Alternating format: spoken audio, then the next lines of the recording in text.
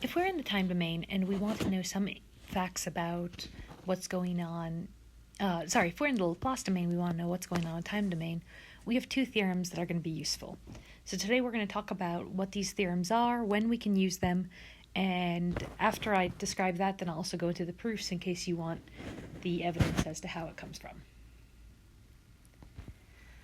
So, the final value theorem says that if we have a system in the Laplace domain, a function in the Laplace domain, and we multiply that function by s, and see that all real parts of the poles of s times the function of s are all less than 0, that means that we can predict the final value by taking the limit as s goes to 0 of s times phi of s, and that would be equal to the limit as time goes to infinity of that same function in the time domain.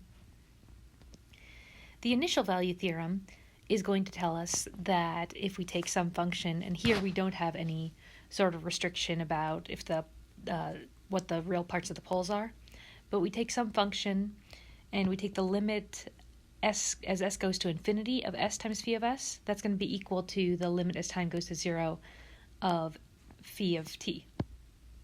So final value theorem lets us take the limit as s equals to 0 of s times a function in the Laplace domain to find out what's the final value of this theorem.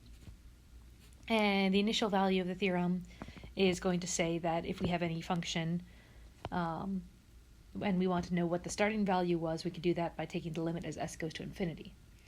So that's going to be nice and useful to figure out where things are. The reason we need to have all real parts of the poles going to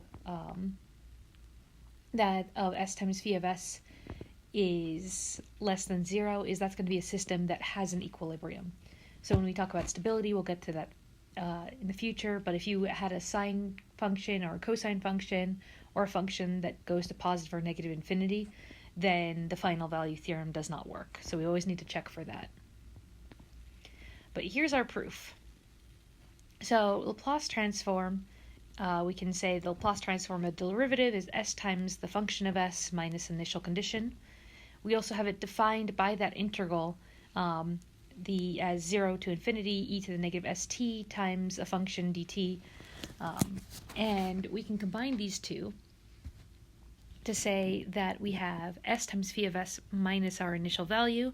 So that's the Laplace transform of the first derivative of a function written one way. It's also equal to the integral, which is that same result, just writing in a different format. Now, if we take the limit as s goes to 0 of these two equations, then what we're going to see is that the limit as s goes to 0 of the first half, we'll just keep that and not change it at all, but that's going to be equal to the integral of 0 to infinity of e to the negative 0t times the derivative of our function dt. Now that e to the negative 0, doesn't matter if it's negative or positive, e to 0 is 0. E to the power of 0 is 1. Of anything to the power of 0 is 1.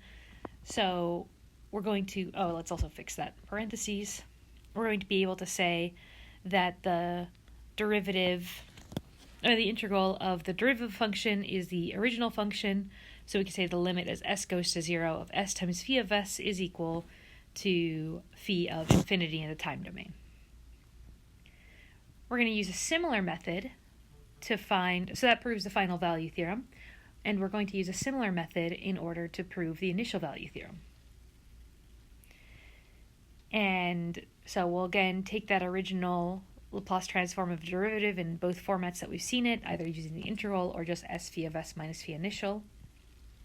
And if we take the limit as s goes to infinity, that e to the negative st term will go to 0, which means we can say the limit of s goes to infinity minus phi initial is equal to 0, or the limit as s goes to infinity, s phi of s is equal to the initial condition.